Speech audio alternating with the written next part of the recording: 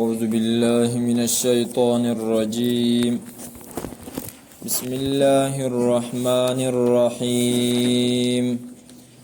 للذين يؤلون من نسائهم تربص 4 أشهر فإن فاءوا فإن الله غفور رحيم. دی آیات کریمه کې الله تعالی د کور د اصلاح دپاره لسمه خبره ذکر کوي چې هغې ته ویلی کېږي مسئله د ایلا او مسئله د طلاقو. ایلا په عربی کې قسم ته ویلی کېږي، خو د دې نه مراد هغه قسم دی چې سړی د خپلې ښځې نه وخوري او دا ووایي چې زه به تا ته نه در نږدې کېږم. د دې په باره کې 4 قسمونه دي. یا خو به دې سړي دا قسم خوړلی چې ښځې ته به دا ویلی چې زه ستا خوا ته نه در نږدې کېږم 4 میاشتې. نو د دې حکم دا دی که 4 میاشتو نه مخکې د خپلې ښځې خوا ته ورنږدې شو نو دې سړي دا قسم مات شو، د قسم کفاره به ورکوي. قسم کفاره وروستو را روانه. او که چېرته دې ښځې ته ورنږدې نه شو نو د ده په ښځه باندې یو طلاق واقع شو او ښځه طلاقه شوه، نکاح ختمه شوله. خو د طلاق نه مراد دلته طلاق باین دی. طلاق باین دې ته ویلی کېږي چې د ښځې سره د دې سړي چې کومه نکاح وه هغه ختمه شوله. اوس که د ښځې خوښه وه او ستاسې چې دی نو بیرته واده کولو نکاح کوله صحیح ده، که خوښه نه وه مجبوره کولی نه شي. دویم صورت دا دی چې دا سړی قسم اخري چې زه به تا ته نه در نږدې کېږم او د 4 میاشتو نه زیاتې میاشتې تېرې کړي یادې کړي. نو په دې صورت کې هم دغسې حکم دی چې په 4 میاشتو کې دنه که ورنږدې شو قسم کفاره به پرې راځي، که ورنږدې نه شو په ښځه باندې به یو طلاق راځي. او دریم صورت د دې دا دی چې میاشتې هغه مقررې نه کړي او یادې نه کړي چې څونه وخت به زه تا ته نه در نږدې کېږم. نو د دې لپاره شریعت په خپله باندې 4 میاشتې مقرر کړي دي. اوس سړي دا وویلی چې قسم په الله زه به تا ته نه در نږدې کېږم، نو مطلب دا ده چې 4 میاشتې به نه در نږدې کېږم. دا شریعت مقرر کړ. اوس که چېرته د 4 میاشتو نه مخکې ورنږدې کېږي نو په دې د باندې به د قسم کفاره راځي. او که چېرته نه ورنږدې کېږي او 4 میاشتې تېرې شوې نو ښځه چې طلاقه شو. او 4م صورت دا دی که چېرته چې سړي دا قسم خوړلی چې مثال په طور باندې 2 میاشتې 3 میاشتې 3.5 میاشتې زه به تا ته نه در نږدې کېږم، د 4 میاشتو نه کم یاد کړي. نو بیا په دې صورت کې که قسم دا 3 میاشتې ورنږدې نه شو او هغه نیټه چې دی نو تېره کړه چې کومه ده یاده کړې وه نو قسم کفاره پې هم نه راځي او طلاق په ښځه باندې هم نه واقع کېږي، ځکه چې د طلاقو دپاره 4 میاشتو کې نه ورنږدې کېدل دي. چې 4 میاشتو کې ورنږدې نه شوي نو قسم طلاق به راځي په ښځه باندې. او دلته خو د 4 میاشتو نه کمه موده کې دا سړی نه دی ورنږدې شوی، نو د دې وجې نه په ښځه باندې طلاق نه واقع کېږي. خو ګوره دا د هغه کس په باره کې ده چې طلاق د نږدې کېدلو نه قسم اخري چې نه به نږدې کېږم. که یو سړی اسې چې دی نو په سفر باندې تللی دی، که هغه 1 کال لري که 2 کاله لري، اگر چې مناسب نه ده چې د ښځې نه دومره وخت چې دی نو سړی سفر وکړي دومره وخت لري تیر کړي، ځکه چې هغه هم انسان دی، د هغې هم چې دی نو دغه ضروریات دي او په ګناه کې د اخته کېدو خطره ده. نو دې وجې نه خو به هر حال هغه په دې سړي باندې نه طلاقه کېږي، ځکه چې دې سړي قسم نه دی خوړلی. دلته خبره د قسم ده. للذین د پاره دا کسانو یؤلونه چې هغې قسم خوري من نسائهم د خپلو زنانو دپاره د خپلو زنانو د نږدې کېدلو نه تربص 4 اشهر. تربص انتظار ته ویل کېږي، انتظار کول دي 4 میاشتې. فإن فاؤوا که چېرته دې راګرځي فإن الله غفور رحیم، پس یقینا الله تعالی بخونکی مهربانه دی. نو مطلب دا چې راوګرځېدو او قسم یې مات کړو نو بیا د قسم کفاره به پرې راځي صرف. خو به هر حال د ښځې نه چې څوک قسم کوي نو هغه د 2 خبرو کې د 1 خبرې نه خلاص نه دی. یا به پې د قسم کفاره راځي او یا به چې دینو په د باندې ښځه طلاقه کیږي بیا به نوی نکاح تړي. وین اعظم الطلاق، او که چېرته دیو قصد کړی د طلاقو قصد یې په کومې طریقې سره کړی چې دا مدت تیره شي او په ښځه مې طلاق واقع شي. فإن الله، پس یقینا الله تعالی سمیع علیم، اوریدونکی دی، پوهه ذات دی. اوس دا مسلې چې دی نو پښتنو ته د دې معلومات نشته، کله کله داسې قسمونه خوري او پته ورته نه وي چې هلکه د دې باندې اوس څه کیږي. حالانکې ښځه پې طلاقه شوه بېرته نوې نکاح ونه کړله او د هغې سره چې دی نو تعلقات برقراره دي، دا داسې ده لکه چې پردی په لاره کې اجنبي ښځې سره دا خپل تعلقات جوړوي. والمطلقات یتربصن، اوس یو سړی دی او هغه طلاق ورکو ښځې ته، نو هغه ښځه چې کومه طلاق له ورکړی شو د هغې عدت به څونه وي. نو دلته د هغې ښځې عدت ذکر کوي چې د کومې ښځې بیماري راځي، چې د کومې ښځې حیض او بیماري راځي، نو د هغې عدت چې دی نو هغه څو میاشتې دی؟ هغه 3 حیضه دي، 3 بیمارۍ دي. چې هغه بیماری د دې ختمې شوې نو بیا په هغې پسې چې کومه پاکي را روانه ده، په هغه پاکۍ کې دغه زنانه د بل سړي سره نکاح کولی شي. خو په دې کې دننه دا به د زوړ خاوند په کور کې اوسیږي او عدت به دلته چې دی نو تیری. والمطلقات، او طلاق کړی شوي زنانه، یتربصن، انتظار به کوي، بانفسهن، یتربصن بانفسهن، آسانه معنی چې کې ایسارهی به دی خپل ځانونه، 3 قروء، 3 بیماری. د قروء نه مراد چې نو زمونږ د امام ابو حنیفه صاحب په نسبت باندې څه شی دی؟ حیض ته مراد دی. او هغې فرمایي چې ځکه دلیل پې واوره، تاسو ته د دې خبرې پته ده چې طلاق ورکولو دپاره چې شریعت کومه طریقه مقرر کړې ده، نو هغه دا ده چې کله زنانه په پاکۍ کې نو په هغې کې به بیا ته طلاق وله ورکې. که زنانه په بیماری کې وه، بیماری په حالت کې طلاق ورکول ګناه ده. اوس یو سړي چې دی نو خپلې ښځې له طلاق ورکړو په پاکۍ کې، نو د دې نه وروستو بیا 3 بیماری شمارل چې دی نو دا څه دي؟ دا عدت دی. نو بهرحال بیا امام صاحب فرمایي، امام ابو حنیفه صاحب، که چېرته دغه پاکي به کې ته شماري نو بیا چې دی نو عدت به کم شي، او که پکې نه شماري بیا به عدت څه 3 نه به واوړي، 3 نیمو ته به ورسېږي. خو دا د دغه خبرې د اصول فقه دی باندې عام خلک نه پوهېږي. بهرحال 3 بیماری به چې دی نو دا تیری. 3 قروء، 3 بیماری. خو مراد د دې نه کمې زنانه دي چې د هغو په خېټو باندې ماشومان نه وي، او که چېرته په خېټو باندې ماشومان نو بیا فاولات الاحمال اجلهن ان یضعن حملهن، دا به راشي په سورة الطلاق کې چې هغه سورت نوم هم طلاق دی، چې فاولات الاحمال اجلهن، چې د کومو زنانو له طلاق ورکړل شو د هغو په خېټه باندې ماشوم دی، نو د هغو عدت بیا دا دی چې د هغو ماشوم څه شي؟ پیدا شي. ولا يحل لهن، او روان دي د زنانو دپاره اندا خبره یکتمنا چې پټ کړي ما هغه څه خلق الله چې پیدا کړي د الله تعالی فی ارحامهن، په خېټو د دوی کې. زنانه دپاره دا جایز نه دي چې د هغې په خېټه کې کم ماشوم دی چې هغه پټ کړي او هغه ووایي چېرې که زه اوس خاوند له طلاق راکړو او زما په خېټه باندې ماشوم دی، او د هغه ماشوم مثال په طور باندې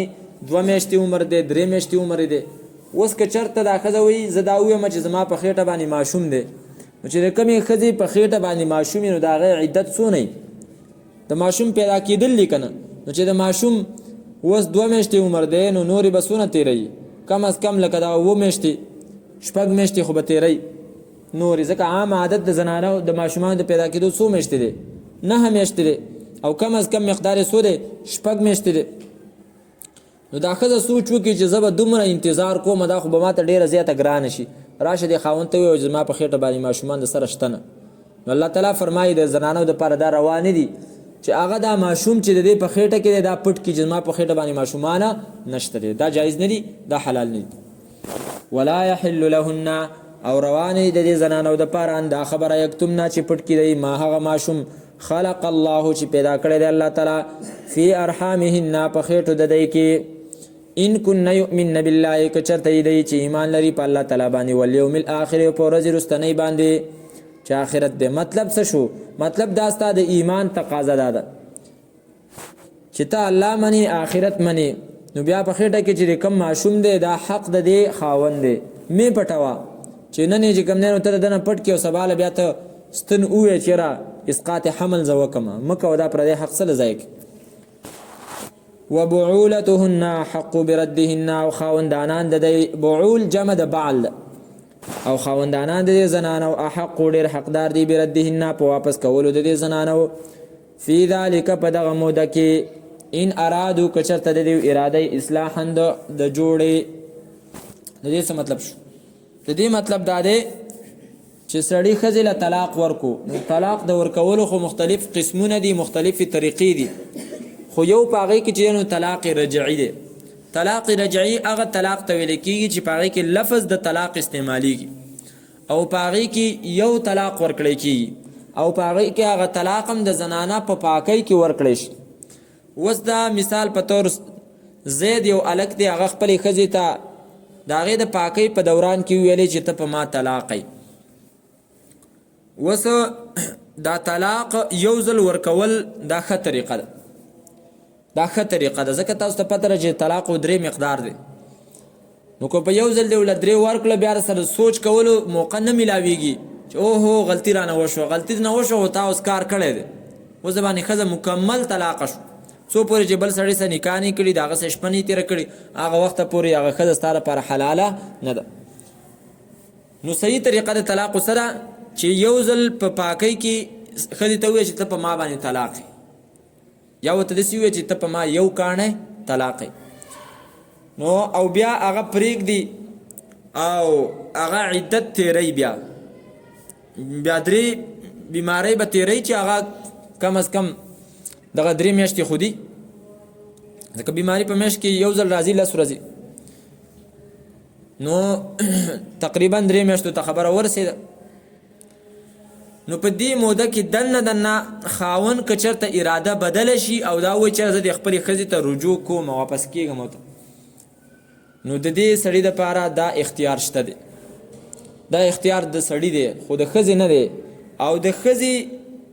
په اختیار کې الله تعالی طلاق ورکړی نه دی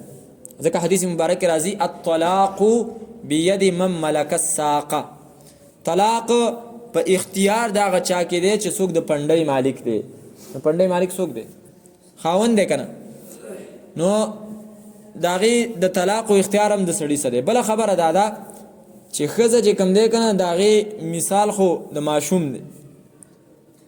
هغې ته خو چې کوم دی نو په لاس کې مرچ ونیسه نو په قاري بیا ښکته که لولیپاپ دی که څه ورته وایي هغه ورته په لاس کې ونیسه نو ښځه بیا خوشحاله نو د ماشوم مثال دی که چېرته د اختیار د طلاقو د سړي په ځای باندې د ښځې په لاس کې وی نو بیا به په نه خبره باندې ښځې چې کوم دی نو څه وی خاوند له به طلاق ورکولی ته به پیره دلته درس ته ناست وې او لیټ شوی به کور ته به نه تللی کور نه اوس طلاق راغلی وي چې ته کور ته تللی مخکې نه تا ته پته لګېدی ته خو صحیح طلاقي شوی تا له طلاق درکړی دی نو بیا خاوندانانو ته به ډېره مسله وي لوک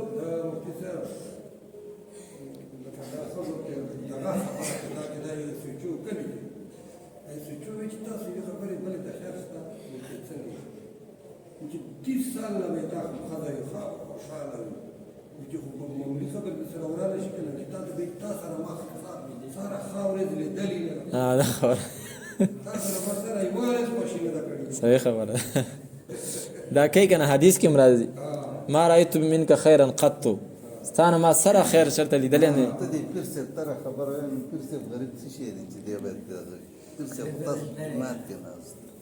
د وخت جومات کې ډېرې که نه نو موږ واسې نه چې ښځه ترې خفه شي کړې ده وله کړې ده وله ځکه یادوو نو د دې وجې نه شریعت ښځې له اختیار د طلاق ورنه کړو چې هغې کې کنټرول او برداشت نشته دی او سړی چې کوم دی نو هغه ډېر زیات کنټرول ول الله تعالی ورکړی نو چې څنګه اختیار د طلاقو د سړي څه دی اوس که چېرته سړي طلاق ورکړو نو بیا واپسي کول خپلې ښځې ته د دې اختیار هم الله خاوند له ورکړی ځکه فرمایي وبعولتهن او خاوندانان د دې زنانو احق ډېر حقدار دي بردهن په واپس کولو د دې زنانو فی ذلک په دې موده د عدت کې دنه فی ذلک نه مراد څه شی دی؟ مراد یې دغه درې بیمارۍ دي چې دې بیمارو کې دننه ګوره که چېرته درې واړه بیمارۍ نه ختمې شوي بیا سړی وایي چېرې زه ورته رجوع کوم نو ستا رجوع چې کوم دی نو اوس نه ده صحیح ځکه ورځې لاړې ختمې شوې نو په دې موده کې دننه به ورته چې دی نو ته رجوع کې ان ارادو اصلاحا خو که چېرته اراده د جوړي چېرې زه د دې سره نور په صحیح طریقې سره چې کوم دی نو ژوند تېرومه داسې نه ده چې هلکه هسې د تنګولو دپاره ولهن د دې آیت که زنانو ته پته ولګي نو بیا ګوره خاوندانانو خیر نشته ولهن مثل الذي دا چې کوم اوس ویمه ولهن او د دې زنانو دپاره مثل الذي د دې زنانو دپاره حقوق دي مثل الذي په شانته د هغه ذموارۍ علیهن چې په دې زنانو باندې دي بالمعروف په شرعي طریقې سره نو مطلب دا نه دی چې یوازې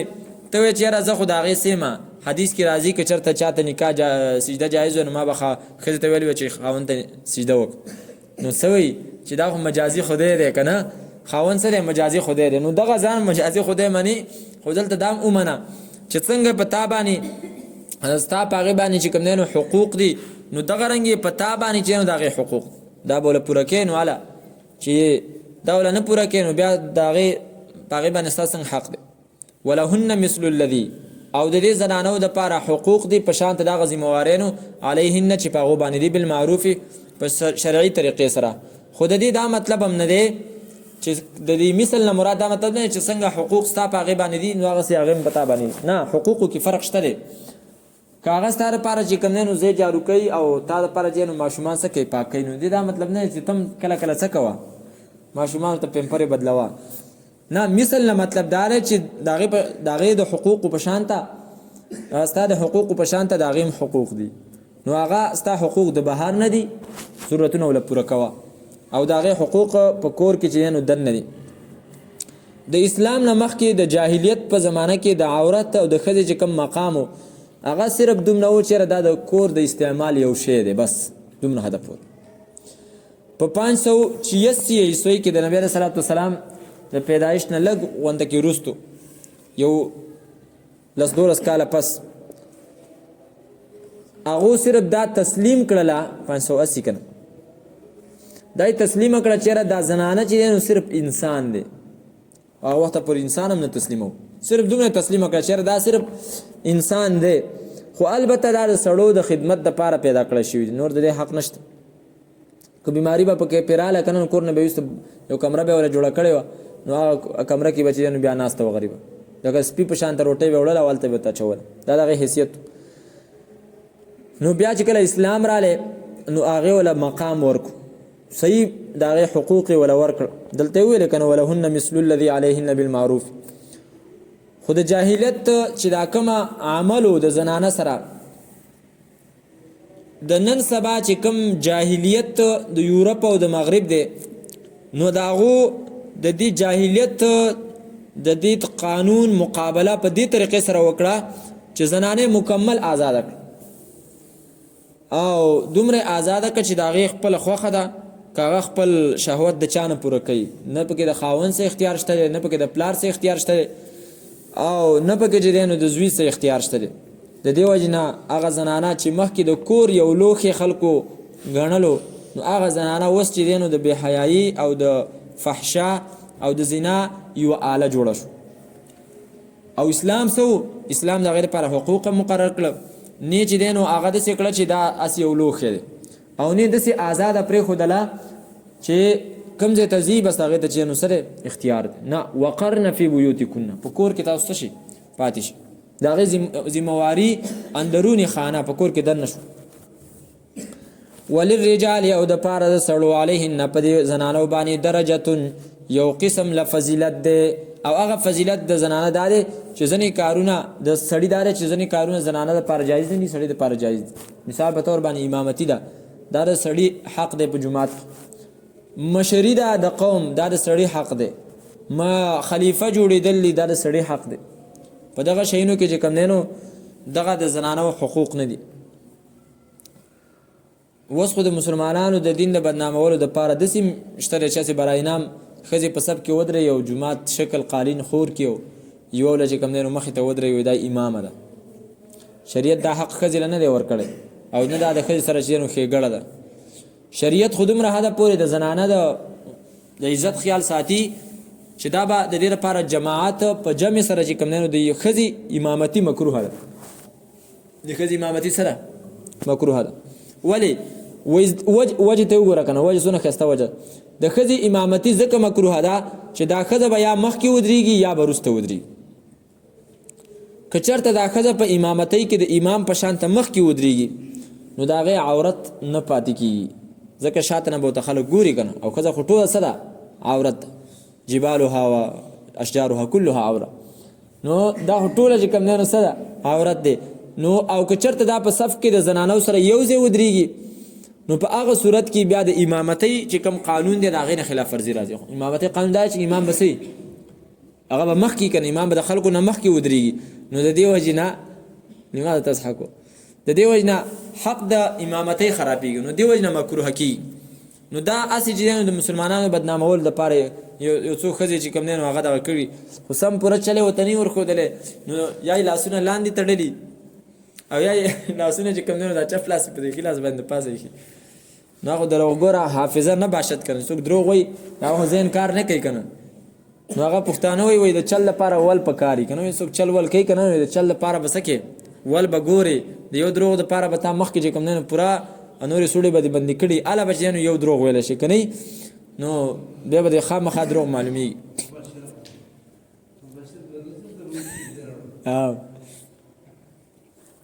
یو سړي ویلی شي کور کې غلا شوې وه، یو کور نه غلا شوې وه، نو په هغه ماښام نه وروسته بیا چې کوم دی نو بل ماښام له خلک ناست دی، کور والا خبرې کوي چېرې دا به څنګه دا غلا څنګه شوې ده که نه. نو د دروغو خو چې دی نو خبره ایسته معلومېږي. نو په هغه غلاګرو کې یو سړی د دې کور نه د هغو سره میلاو، خو مطلب دا نه چې د دیواله پورې هغې را دغه شوي دی او د دې ځینه دا نور سامان چې دی نو ده ورکړی دی، خو سره میلاو. نو دا خپله قصه کوي. نو ده چې کله دا سامان ورکوو په دغه وخت کې دا سړی ښکته راغورځېدلی، خو دې خلکو ته چې اوس قصه کوي نو داسې ورته وایي چې کېدای شي دا داسې راغلی که نه دا غل او دې کور ته راوښتی، بیا دې کور نه چې دا سامان هغه له ورکوي بس په دغه وخت کې ښکته ایسته راوغورځېدومه نو راوغورځېدومه. نو دا یې چې دی نو ایسته دې ځان ته دغه شوی دی، په خپله دې راوتلی ده. نو دغه رنګې د دې ونه هم چې دی نو خبره ایسته معلومه شي چېرې دا خو هسې چل ول دی، دا خو مسلمانان نه دي.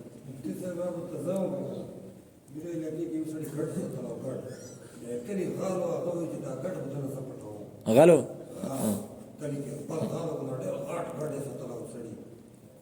ګډ دی ګونګرو چې ولا سړي او ولي کې داسې ځان سره تړلو شپې هغه غلا کړ چې ګډې په لو کړه کنه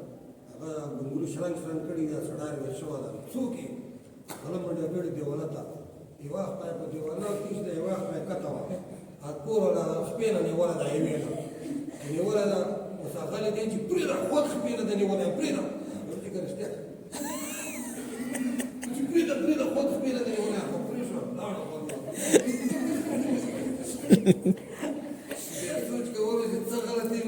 اوكي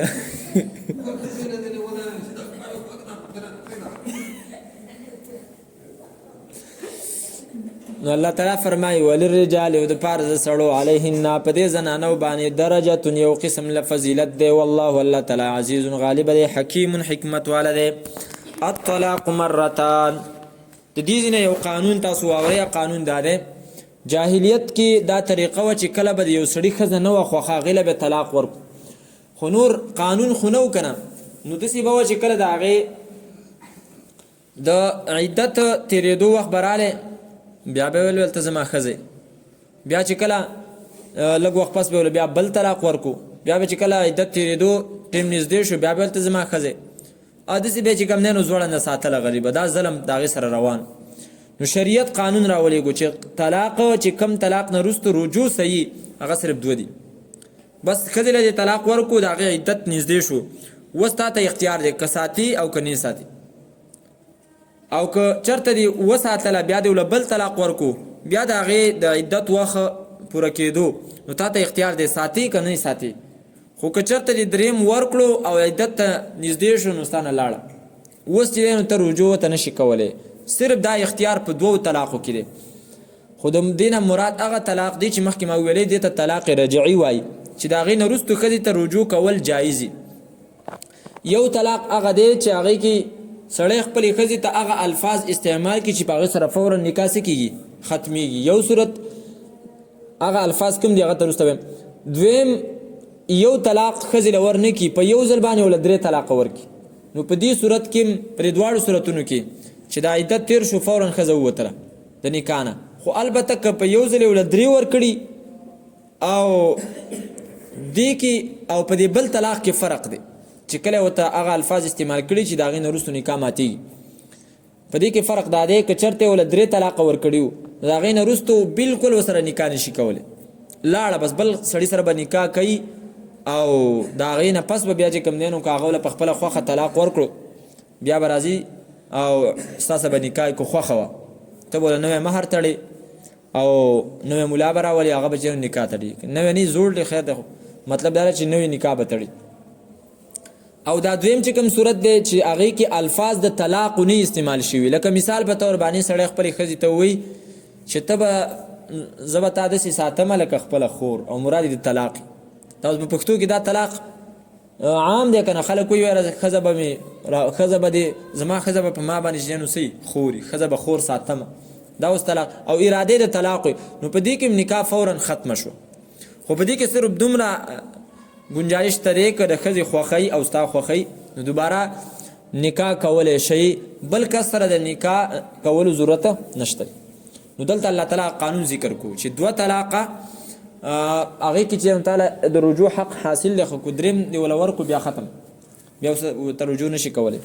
نو دلته ګوره الطلاق مرتان طلاق 2 دي 2 ځله دي. نو څه مطلب طلاق خو 3 دي د سړي په اختیار کې خو 3 طلاقې. نو مطلب دا دی چې الطلاق الذي يصح فيه الرجوع مرتان هغه طلاق چې په هغې کې ښځې ته سړی واپسي کولی شي هغه صرف 2 ځله دي د هغې نه په 3م ځل باندې بیا هغه مکمل حرامي. الطلاق هغه طلاق چې د هغې نه پس رجوع کول صحیح ښځې ته مرتان 2 دي. فامساکن پس ایسارول دی بمعروف په ښې طریقې سره او تصریح یا پرېښودل دی باحسان په ښې طریقې سره. یعنی په هر ځل کې په دې 2 طلاقونو کې په هر ځل کې سړي له دا اختیار دی که ښځه ځان سره ساتي هم ساتلی شي او که پرېږدي نو هم یې پرېښودلی شي. ولا یحل لکم او حلال نه دي ستاسو دپاره ان تاخذو دا چې تاسو واخلئ مما د هغه مهر نه آتیتموهن چې تاسو ورکړی دی هغو لره شیئا څه شی ښځې له دې مهر ورکړی دی او ښځې ته چې دی نو طلاق ته ورکړو نو دغه مهر چې څومره و دا د ښځې شو د هغې نه یو شی هم ته نشي اخیستلی یو شی دا د هغې شو. الا ان یخافا مګر د دې ځینه اوس بل حکم ذکر کوي چې هغې ته ویلی کېږي حکم د خلعې. د خلعې نوم خو به تاسو اورېدلی ځکه دا خو عام استعمالیږي. خلع دې ته ویلی کېږي چې سړی او ښځه د هغو ژوند نه جوړېږي او د هغو کور نه برابرېږي. نو سړی ښځې ته ووایي چې زه تاله طلاق در کوم خو په دې شرط باندې چې تاله ما کمې پیسې در کړي دي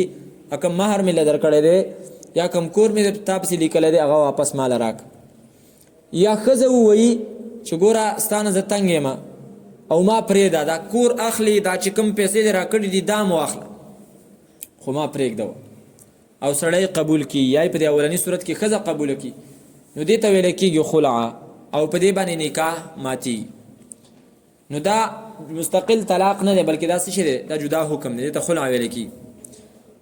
او دا خلع چې څنګه خاوند کولی شي دغه رنګې حکومت وقت هم کولی شي.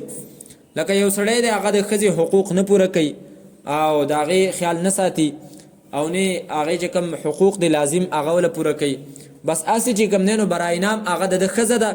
نوره غریبه چې دی نو داسې ده لکه چې خاوند دی نشته دی. نو شریعت هغې له دا حکم دا اختیار ورکړی چې ته قاضي خواله لاړ شه او قاضي ته ووایي دا خاوند زما حقوق نه پوره کوي نو هغه قاضي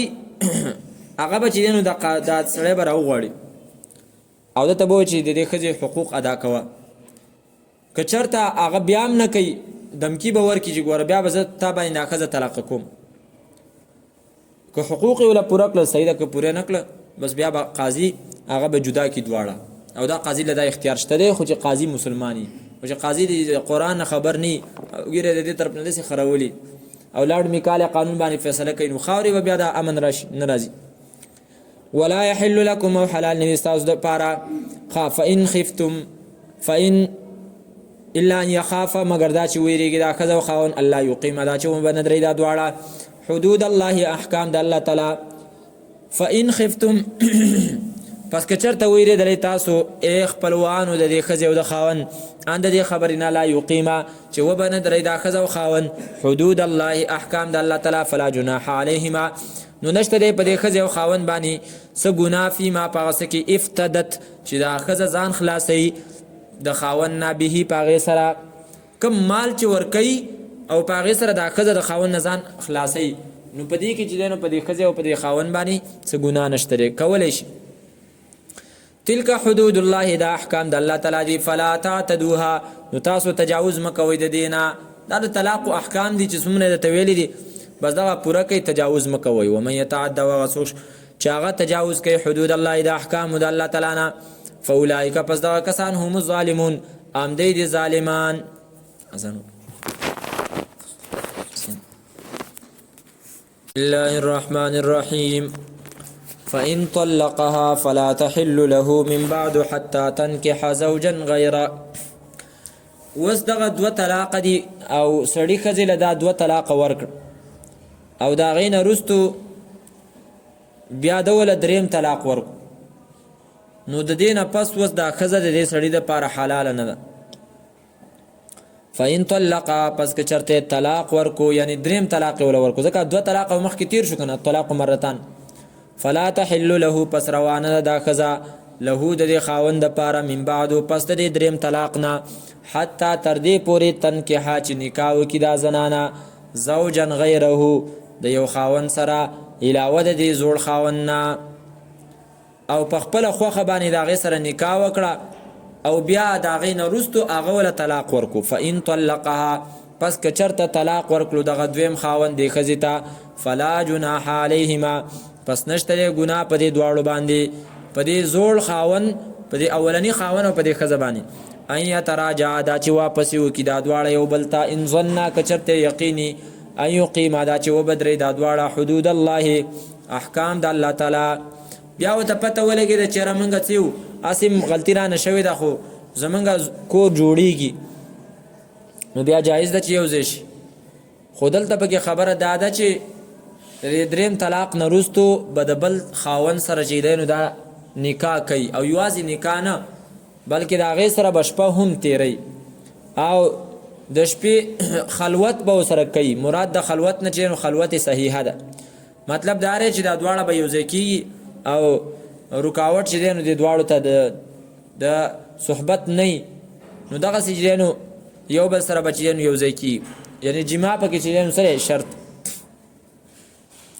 وتلك حدود الله او دا احکام د الله تعالی دی یبینها چې بیانې الله تعالی د لقوم یعلمون د پاره دا قوم چې غي پویږي وزدلته خبره دادا چې دا اولنې خاوند دی دویمه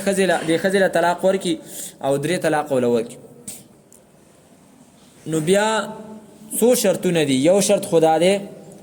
د دوباره نکاح کولو د پاره چې دا اولنې خاوند سره دوباره نکاح کوي د دې لپاره څو شرطونه دي یو شرط دا دی چې د دې خاوند نه به عدت تیر شوی درې بیماری دي یا ماشوم په خېټه دی هغه پیدا شي نو دا چې یو دا خبره ده پکې دویم دا چې د دویم خاوند سره به نکاح کړي او دریم دا چې هغه به طلاق ورکړي او څلورم دا چې دا هغه دویم خاوند نه به د دې خزي عدت تیر شوی نو اله بچ دینو د دې اولنی خاوند لپاره دا خزه حلاليږي او شرط پکې دار چې دونه مودې دونه وخت چې په دغه وخت کې دا ټول کارونه کېدل شي د سینه چې یو مش پس راشي او دا و چې ما د پلان کې سره چې دویم نکاح وکړه وغلا طلاق را او دا غنه مې جنو عدت تیر شو دا څنګه دومره په یو ځل باندې عدت خو ډیر وخت غواړي کم از کم درې بیماری او یا کم از کم چې نو وزه د حمل لپاره باندې ځان نه همیشته تیری نو دی وینه بیا به تصدیق نکي وإذا طلقتم النساء فبلغن أجلهن فامسكوهن بمعروف أو سرحوهن بمعروف وس په دې آیت کریمه کې الله تعالی د جاهلیت د یو زیتینا منع کوي او پاغه باندې رد کوي او هغه زیته کوم هغه زیته مخکې مونږ ذکر کړو چې ښځې له به طلاق ورکړو او د هغې عدت به رانږدې شو نو بیا به یې ایساروله بیا به چې کوم دی نو رجوع به ورته وکړله واپسي به ورته وکړله او بیا به له وروسته بل طلاق ورکړو بیا به چې بیا کله د هغې عدت رانږدې شو رجوع به ورته وکړله بیا به له وروسته بیا بل طلاق ورکړو نو الله تعالی فرمایي داسې چل مه کوئ که ایسارې د ځان سره په صحیح طریقې سره ایساروه حقوق له ادا کوه او که نه ایسارې نو بیا یې پرېږدوه خو داسې نه چې ځوړندې کړي واذا طلقتم النساء کله چې تاسو طلاق ورکړئ زنانو ته فبلغنا پس نږدې شي هغه اجلهن خپلو نیټو ته فامسکوهن نو تاسو ایساروئ دی لره بمعروف په ښې طریقې سره او سرحوهن یا آزادوئ دی لره بمعروف په ښې طریقې سره ولا تمسکوهن او مه ایساروئ دی لره ضرارا د پاره د ضرر ورکولو لتعتدو چې زیاتی وکئ تاسو ومن یفعل ذلک او چا چې وکړو دا کار فقد ظلم نفسه پس خامخا هغه زیاتی وکړو په خپل ځان باندې ځکه ګناه یې وکړه ولا تتخذوا او منیسئ تاسو آیات الله آیتونه د الله تعالی هزوا په ټوقو د الله آیتونه منیسئ چې احکاماتو باندې عمل نه کوي او احکامات ورنه پوره کوي واذکروا او یاد کې تاسو نعمت الله علیکم نعمت د الله تعالی چې کړی دی په تاسو باندې او د نعمت سره سره دام یاد کا هغه چې کوم حکمونه درته بیانېږي وما انزل او هغه حکمونه چې رالیږلی شي تاسو ته علیکم هغه حکمونه چې رالیږلي د الله تعالی علیکم په تاسو باندې من الکتاب د کتاب نه والحکمت او د سنت نه هغه هم یاد کړي نو نعمت د الله تعالی هم یادول او د هغې سره سره د قرآن او د سنت چې کوم احکامات دي هغه هم یادول یعظکم به نصیحت کوي الله تعالی تاسو ته په دې سره واتقوا الله ویرګي د الله تعالی نه وعلم او پوه شئ ان الله چې یقینا الله تعالی بكل شيء علیم په هر یو شي باندې دی پوهه او اذا طلقتم النساء فبلغن اجلهن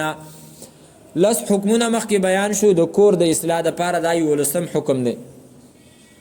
چې په کور کې داسې زنانه ده چې هغې له طلاق ورکړی شوی دی اوس هغه زنانه چې دی نو دویمه نکاح کوي او هغه دویمه نکاح چې دی نو هغه دغه خپل اولني خاوند سره کوي نو الله تعالی فرمایي تاسو دغه مه منع کوئ ولې که تاسو چېرته دا منع کوئ نو دغه کور دا کور نه پاتې کېږي په هغې کې به بیا چې دی نو پریشاني او خفګاني دغه ښځه به چې دی نو سبا له بیا تا شرموي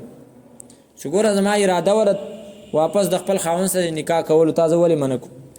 او دغسې یوه واقعه پېښه شوې وه یو صحابي خپلې ښځې له چې دی نو طلاق ورکړی او بیا دوباره اراده وه چې هغې سره دوباره نکاح وکړي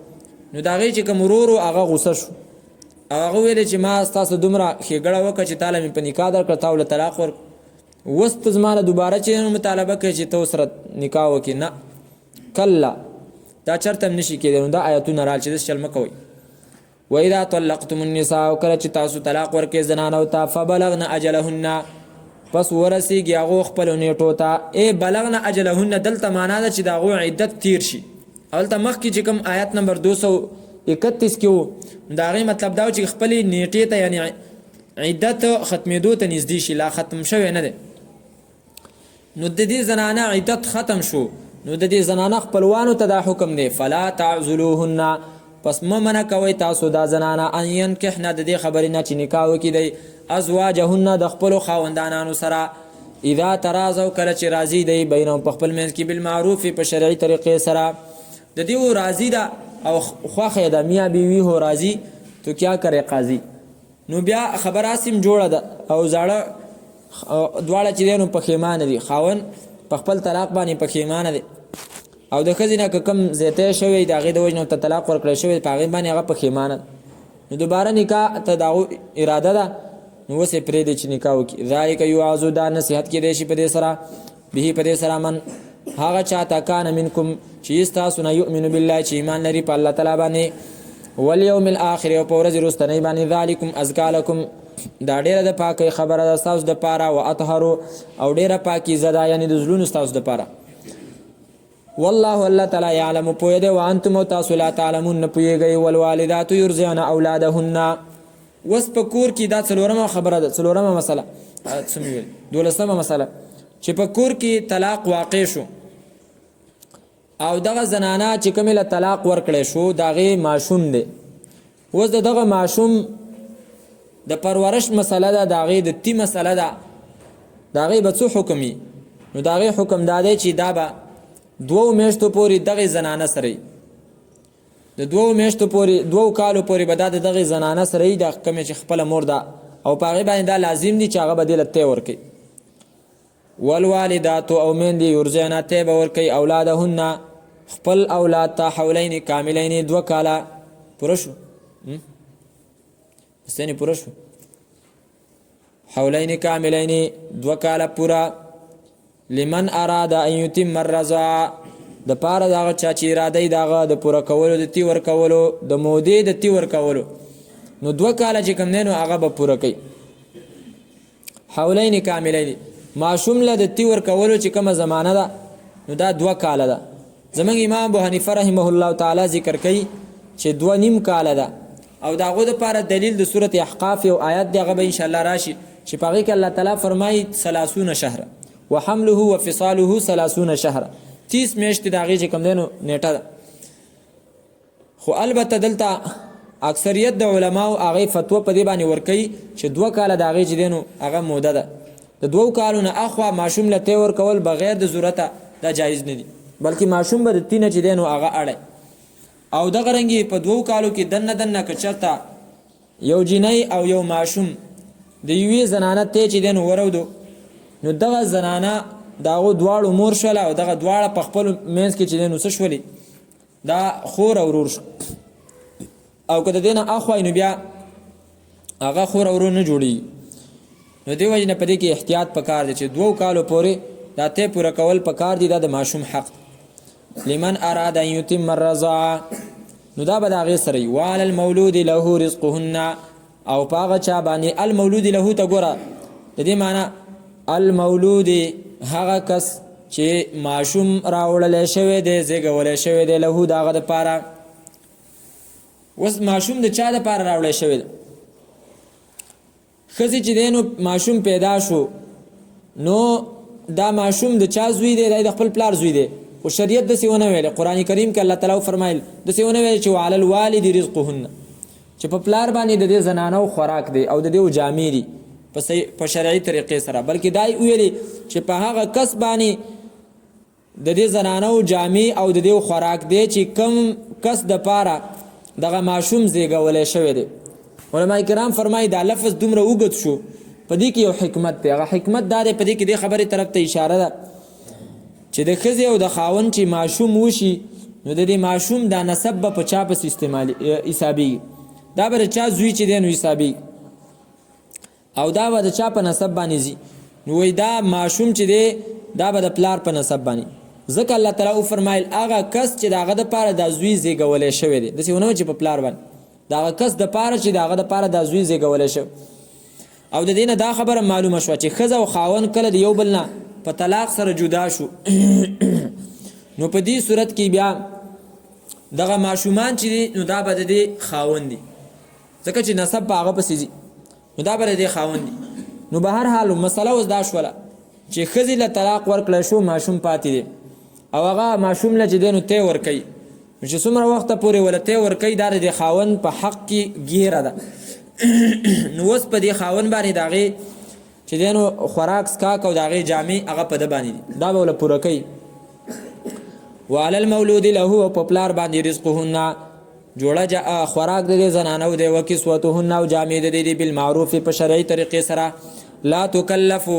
ذموار به نشي جوړېدلی نفس هیڅ یو نفس الا وسعها مگر په اندازه د طاقت د هغې. مطلب دا دی چې که دا خاوند دا ښځه چې دی نو مالداره ده او دا خاوند یې دومره مالداره نه دی نو دلته به دا خاوند چې کومه خرچه په دې باندې کوي نو دا به د خپل وس مطابق کوي. داسې به نه چې ښځه د مالدارې کورنۍ نه ده او سړی چې دی نو د غریبې کورنۍ نه دی او موږ سړي ته وویو چې ته د دې ښځې دپاره به چې دی نو روزانه داسې شیونه راوړي چې څنګه هغه دا په خپل کور کې خوري نو دغه سړی چې دی نو ځان له دیاړي کوي نن سبا چې دی نو دیاړي دغه 1200 دغه زیات نه زیات چې دغه دیاړي شوله نو هغه چېرته د دې زنانه دغه خوراک څکاک پوره کولی شي. نو د دې د وجې نه د سړي چې څومره وس دی د هغه وس مطابق هغه به د دې دپاره د دې د خوراک څکاک او د دې د جامو بندوبست کوي. لا تضار والدة تکلیف به نه ورکړی کېږي والدة مور ته بولدها په سبب د بچي د هغې سره دا د ښځې او د خاوند کور خو وران شو، اوس صرف دغه ماشوم دی چې هغه د زنانه سره دی او هغه ورله تی ورکوي. نو داسې نه چې دا خاوند دا هغه زنانه له زور ورکوي په دې بچي سره، یا دا بچی چې دی نو تنګوي ویي صرف د مور د تنګولو دپاره. نو الله تعالی فرمایي داسې به نه کېږي. ولا مولود له، او نه به ضرر ورکړی کېږي مولود له پلار ته بولده په بچي د هغه سره چې دا ښځه چې دی نو د بچي له صحیح تی نه ورکوي او صحیح طریقې سره دا نه مړی، یا د هغې د صفایي خیال نه ساتي د دې دپاره چې دا پلار یې په دې باندې چې نو زور واخلي او هغه په دې باندې پریشانه شي. نو الله تعالی فرمایي نه، ماشوم له به چې کوم دی نو زور نه ورکوي. وعلى الوارث مثل ذلك، او په وارث باندې په شان ته د دې حکمونه دي. مطلب دا که چېرته ښځې او خاوند ښځې له طلاق ورکړو، بیا د خاوند مثال په طور وفات شو او د دې خاوند په ځای باندې د ده ورور مثال په طور باندې یا پلار دا د دې زنانه چې دی نو ذمہوار جوړ شو، ځکه چې هغه زنانه مثال په طور بچی دی او هغه ورله تی ورکوي. نو چې څومره حکمونه په پلار باندې وو چې دا کومه ورله طلاق ورکړی دی، نو دغسې حکمونه د ده په دې وارث باندې مستي دا به ورله پوره کوي. فإن اراده، پس که چرته اراده وکړي دا ښځه او خاوند فصالا د جدا کولو د ماشوم د تینه عن تراض منهما په مشوره په رضامندیا د دې دواړو باندې و تشاور او په مشورې باندې فلا جناح علیهما، پس نشته ګناه په دې دواړو باندې. ګوره موږ دا مسله ذکر کړه چې اصل کې ماشوم له د تی ورکولو چې کومه زمانه ده دا خو 2 کاله دي، خو که چېرته ښځه او خاوند هغه په دې باندې راضي شو چې دا ماشوم اوس خپل خوراک کولی شي، 2 کاله نه دي پوره شوي، د هغې نه مخکې چې دی نو موږ دا د تینه جدا کوو او د دواړو پرې صلاح او مشوره وه، نو دا جایز دي. فلا جناح علیهما، نو نشته څه ګناه په دې دواړو باندې. وان اردتم ان تسترضعوا اولادکم، بله مسئله که چېرته د دغې زنانه مثال په طور باندې شوده کم دي او د دې ماشوم دپاره د خاوند غواړي چې یاره بله زنانه زه په کرایي باندې په پیسو باندې ونیسم چې دې ماشوم له تی ورکړي، نو الله تعالی فرمایي چې دا جایز دي، خو په دې شرط باندې چې څومره پیسې دي هغې له مقرر کړي دي، تنخوا دې له مقرر کړې ده، نو چې دغه تنخوا وله ورکړي. وان اردتم، که چېرته تاسو اراده وکئ ان د دې خبرې تسترضعو چې تاسو طلب د شودو ورکولو وکئ اولادکم خپلو بچو ته، فلا جناح علیکم، نو نشته څه ګناه په تاسو باندې. اذا سلمتم، کله چې تاسو حواله کوئ ما هغه مزدوري آتیتم چې تاسو اراده کړې د ورکولو بالمعروف په صحیح طریقې سره، نو ښځې له دې چې دی نو مزدوري او تنخوا مقرر کړې ده، هغه د دې ماشوم د دې مور نه علاوه بله ښځه ده، خو په هغې کې هم شرط دا دی چې دغه پیسې او تنخوا وله ورکړي. واتقوا الله، ویرېږئ د الله تعالی نه. واعلموا، او پوه شئ ان الله چې یقینا الله تعالی بما په هغه څه باندې تعملونه چې کوئ بصیر لیدونکی دی.